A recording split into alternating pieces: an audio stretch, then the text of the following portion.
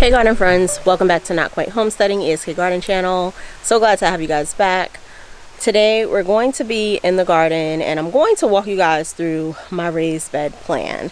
Now this plan by far is not 100% complete, but because I have developed some idea of what I'm going to be doing over the next at least month or two, I thought I would go ahead and share that with you guys. I found it a lot harder to figure out what I want to do within the beds than I did within the grow bags, and it's taken me some time to really and just kind of like succinctly get through the thought process of what I'm going to be planting, what I currently have, and then what is not going to be ready when I decide to go ahead and add in like the summer plants that we're going to be putting in. So if you're new here and you're a new gardener like me looking for community support, if you're someone that's just a gardening enthusiast, or if you just love a good gardening journey, definitely hit the subscribe button. Let's engage in the comments and have some fun around this gardening thing. So I don't know how much in depth I've talked about my full garden plan and what ultimately is going to happen with what I'm planning, what I'm actually doing with the raised beds. Now, the one thing I will say, I have put down 2 beds already, and the cost of these beds have been pretty high, especially for a new gardener. I wouldn't recommend, going the route of ready-made beds if you're someone that's starting out and you're really looking to just get food in the ground, not spend a ton of money, and not break the bank doing it. The point of doing this one is to know where your food is coming from, but it's also to cut costs in general around groceries, right? The first year putting in beds or building up your garden the first few years, you're definitely going to be making investments, but I think there were some things I definitely could have done differently around the beds, and I will talk about some of my gardening experiences and mistakes in a different video. But these particular beds, while I love them, while I think they're really, really pretty, it's probably going to look a little different going forward with what I'm intending to build out. So let's take a look at the yard. I definitely do not intend to build over our entire yard space. It is really important to me to have a significant amount of space where we can kind of just relax, hang out on the grass, walk on the grass, have that available for when nieces, nephews come over, or if we have people over and they're just looking at greenery. I don't want it to all be garden space, but we do intend to build somewhere between about 6 and 7 beds, and then I'm going to have kind of what I'm calling an orchid row. And that's going to be where I plant all of my fruit trees, and it's not going to be a ton of them, but it is going to be a pretty significant amount for the backyard setup. So this is the second bed that we built, and right in this space here, right in this space here, kind of next to this bed, I'm going to be building a third bed come March. And that bed is going to look slightly different in terms of both height and structure. So what I'm planning to do is kind of how I have 2 4x4s here, 2 4x4s, creating a full 8x4 bed. They're both about 20 inches high, which is great, if you want to take some of the pressure off of your back. In order for me to get all the beds that I need built up in this particular window of which I have to get things in the ground, I have to take, and I don't want to call them shortcuts, right? But I have to make some adjustments in the beginning. Will we ultimately build up the beds to look like this? Probably. But in this spot, I am going to put down another 4x8 bed. And then on one side, the 4x4 is actually going to be 16 inches high. But the second side is going to have probably an 8-inch high. It's probably going to have an 8-inch depth. And part of the reason I'm doing that right now is because this is the space that I have, right? To be able to grow things like tomatoes and peppers and such.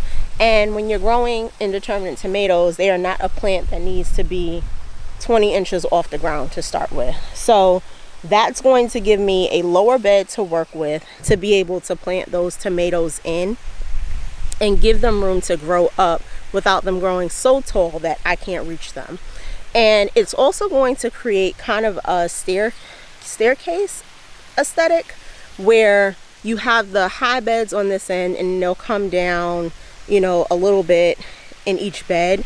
And then when I build the fourth bed behind that, that one is going to have a staircasing effect going up. So essentially it's going to create this kind of like concave in the middle of the garden, which I think will be nice, you know, a nice change up for the eye. And then we'll go ahead and finish off the other two beds, probably at the same height these two beds are right now. What that means for me is I have to consider whether or not in this like space that I'm going to be building out, probably those last two beds on this side, is whether or not I want to resort back to these two beds to keep the full aesthetic, or if I'm going to go the route of building the beds, which is significantly cheaper, and then having to add in the labor, like the laborious task of painting the beds, because I want them to look somewhat uniform. So that's a little bit about what we plan to do to build around this space. Now, coming back a little bit further, which I know you guys can't really tell the difference because the grass looks kind of the same on all sides, but that's the bed and that's where it's at. So obviously the bed next to it will be in line. So just about, I want to say maybe 3 feet behind that, in the spot that I'm standing in now, I'm going to be building a 4x16 bed. And this bed is also going to have kind of like the same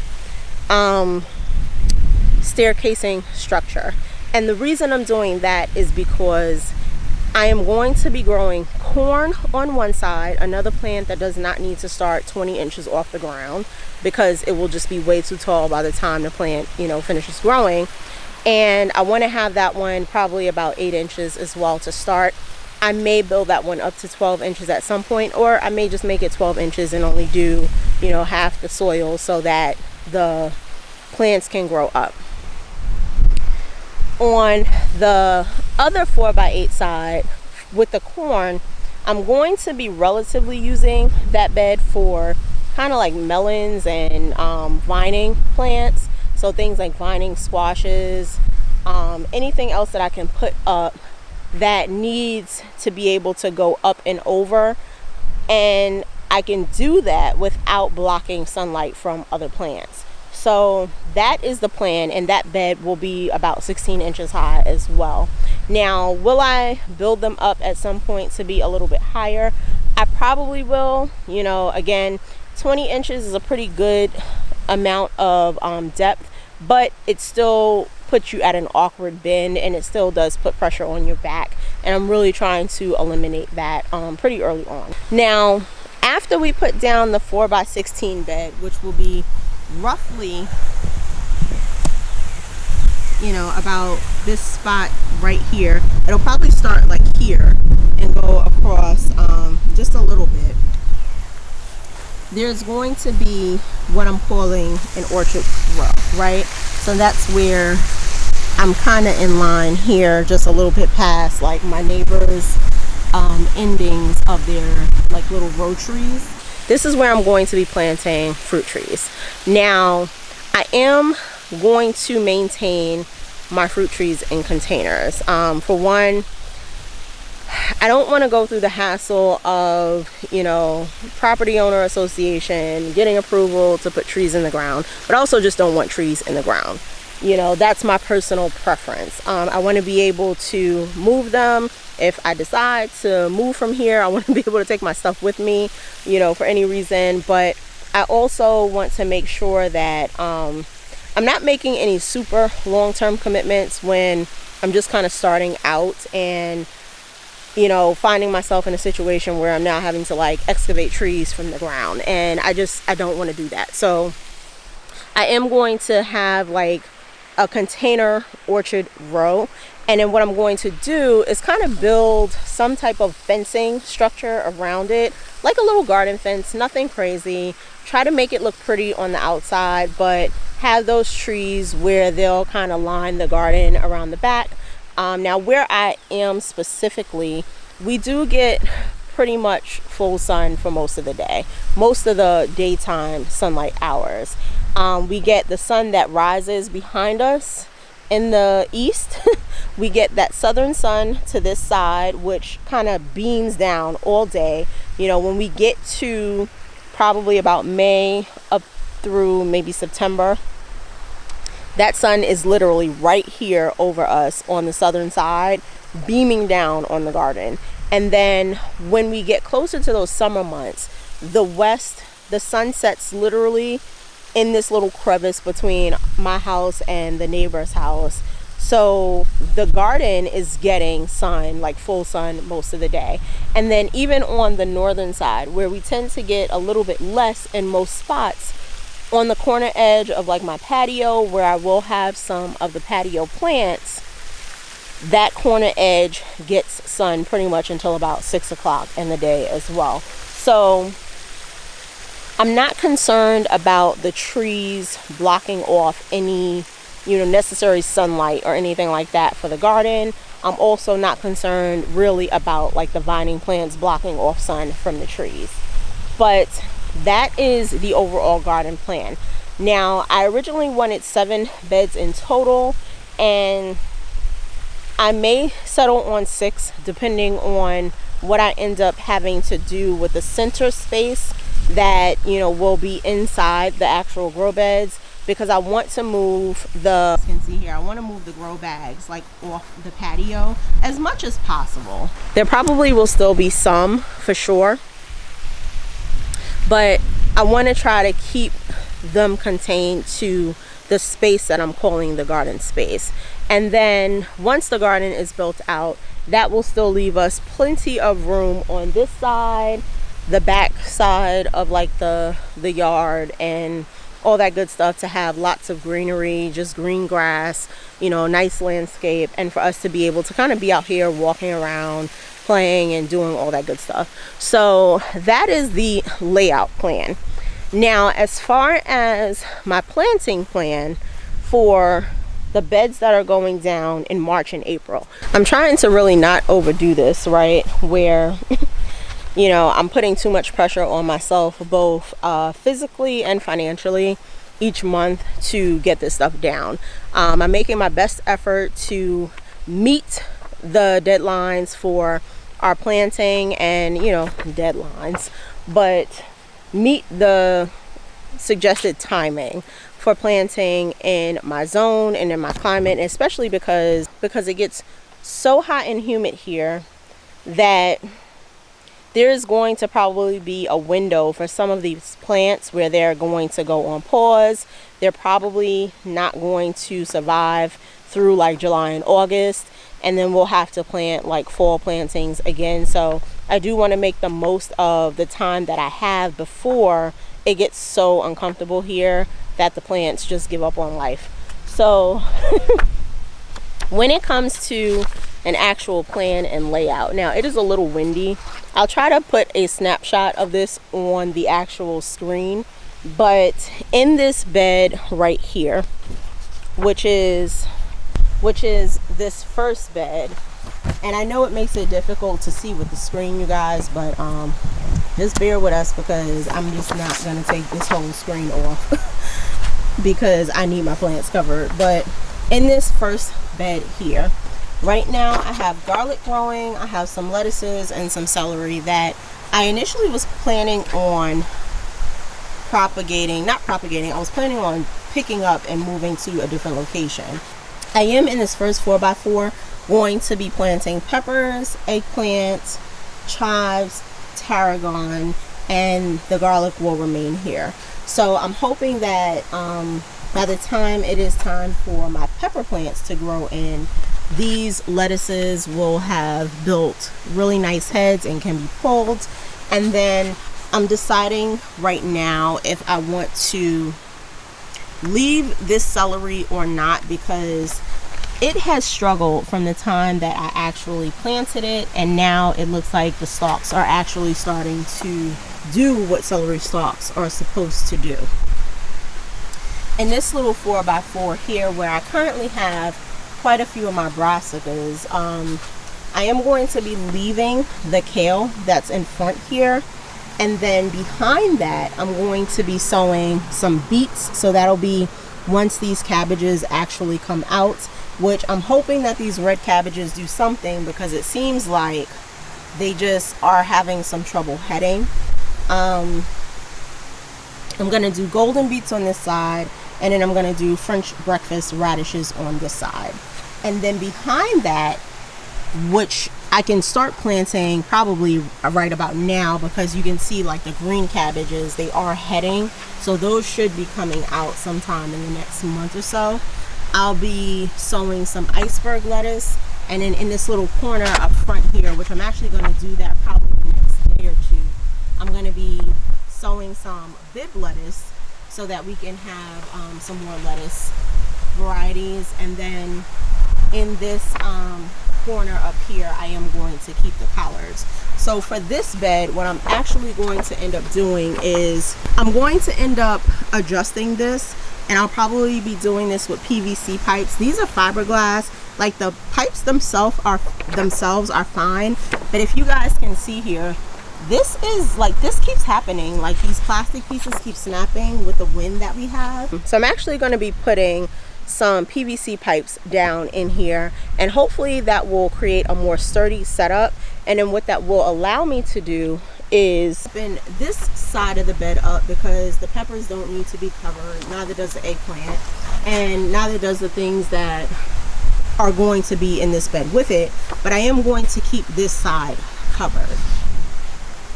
I want to protect the brassicas. I really don't want to deal with like that cabbage white butterfly and that kind of pest presence. I don't think I am mentally prepared to deal with that kind of stress.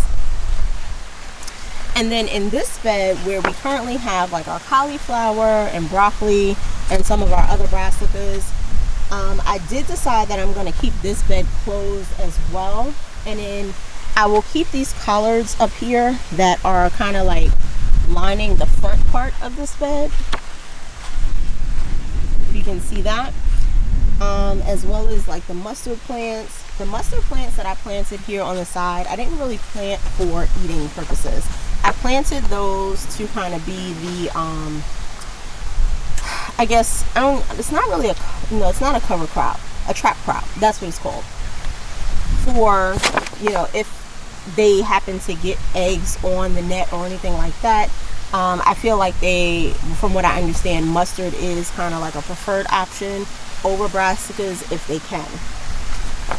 These broccolis should be coming out pretty soon. So if you guys can see, I have like broccoli over here, I have another one over here, and then I have two that are growing up right now in the front. But those should definitely be out, you know, in the next, I would say, month or so, as well as these cauliflowers. And then that's going to open up all this bed space here. So I'm going to leave the collards. I'm going to be planting some red beets in this corner. I'm going to be planting some celery behind it, and then I'm going to plant some turnips in the middle. And if I can get some other things in there, which I probably can, I will go ahead and do that, but I haven't figured out what that's going to be just yet. In this bed where I'm growing my white and red onions, I'm not really sure when these will be coming out. You know, this is my first time doing this. But my succession plan for this 4x4 space is summer melons. So we actually do have a succession range for melons here, being kind of where I am. And this is not just zone 8B, because I know that zone 8B stretches pretty far across the US. However, when I looked at one of my almanac schedules, it actually gave me the ability to put in my zip code. And based on my zip code and where I am in terms of location and proximity to the coast, being coastal Carolina, but also being about a mile from the actual coast, for many vegetables that people might have one season for, I actually have two, and in some cases I have three. So it does give me a succession planting range for things like melons and, you know, like squash and that kind of stuff, where, you know, our stuff can go well into maybe November before our temperatures start to drop significantly. And I'm planning to take full advantage of that, because, you know, the reality is it is going to be a pretty significant size garden, definitely enough to do a lot with, but it's still not what I consider a large garden, right? So I also don't want to find myself planting way more than I can handle as far as like preservation goes. But that is my plan for the onion bed. And this bed that we're putting down in March, I'm actually in the first 4x4. I'm going to be planting my peppers. So the peppers will border the perimeter on like the back side and the kind of like this, like I guess left side if I'm facing my house. I'm going to be planting shallots in the middle of that, and then I will have some of my herb plants, tarragon, basil, oregano, in the front half. Now, of course, I don't know the spacing just yet of some of these like plants and how big they're going to grow. So I'm kind of treading lightly when I'm planting. But if I find that there is more space to plant other things, I will put in what I think will fit within that space so that it's not overcrowding or crowding out the peppers. And then in that second part of the 4x4, which will be our 8-inch depth bed, I'm going to be planting all tomatoes. So I'll have my indeterminate tomatoes kind of along the back, trellised along the back, and then in the front I will be planting some of the more determinate varieties. And then with that, I'm going to edge that bed on the right side with mustard, and then in the front I'm going to be growing some chives and some basil, and then I'm probably going to put some marigolds, against my better judgment, in the bed with the tomatoes. But we need some companion plants to be there to be able to combat some of the pests. And while I know that marigolds can take over, you know, you got to pick the battle that you're likely to win. And if I have to deal with marigold going a little crazy in order to not have to go crazy over, you know, pest presence, then that's something I'm willing to do. Thinking about my climate, you have to remember that pests live here because it's fairly mild all year long. So, you know, our pest struggles are definitely going to be very significant because it's warm here, it's moist here. There are several water sources. We're right off of the, you know, the beach, and we have ponds here. So there's it's just a ton of reasons for this to be the perfect breeding environment for them. And then in April, when I build this 4x16 bed, my plan for that, that full 4x8 section on the right side is going to be for corn. Okay, so the camera did cut off for me. So I think I was saying that when I get the 4x16 bed together, that first full right side is going to be a 4x8 bed of just corn. And I will be interplanting some like flowers and herbs with it, but no other vegetables. So that's going to have some dill, some sunflower, and sage along with it. But I'm trying to get a really packed bed of corn so that we can eliminate the pollination issues. I attempted to grow some corn and it did pretty okay up until I think the weather kind of changed for us in the fall. So it didn't really finish growing, but also, you know, I kind of recognized early that there were some issues with pollination because there just wasn't enough corn planted. So a lot of the pollen ended up going on the plants next to the corn, like the zucchini and that kind of stuff. So the heads, the ears never grew to the size they were supposed to grow to. And then in the second 4x8 portion of that bed, we're going to be planting tomatillo plants. So I'm going to have 2 tomatillo plants, God willing. I haven't even planted the seeds for those, which I need to start this week. I probably will do that today. And then I'm going to be setting up a trellising method for the vining squash, and then I'll be planting some melons in that bed as well. And then if there is more space, obviously, like with the other bed, then I will see what else we could potentially plant in there. But I do want to make sure that the melons have plenty of room to sprawl and be able to grow some, decent sized melons for us. So that is our garden layout plan and our raised bed plan for the spring summer season. Some of the beds, I think we'll probably end up building one more for the summer season, but I'm not going to talk about that now because that's just a few months out. And then the final beds will not be built until the fall. I hope you guys enjoyed hearing about what our plans are for like our raised bed gardens and how we plan to finish up like the orchid row and create a little bit of an orchid for ourselves here. That way we can have fresh fruits on here and pretty much all year round. And let me know, like, if you think that this seems like a solid plan. What are some things you've done if you've had a raised bed garden? What is your layout looking like? Have you already started this? Have you done your crop plan? What does that look like for you guys? I'm new. This is my first time doing this. This was a long process, really kind of thinking and rethinking everything to make it make sense, to make sure the plants, are going in with plants that, are not going to bring harm to one another. But I'm glad that I finally got it done. And, we're about, at this point, 7 days out from March. So it's about to spring into action really quickly. So I will say by the time you guys see this, that third bed will be laid down, and I'll give you a quick glimpse of what it's looking like, at the end of this video.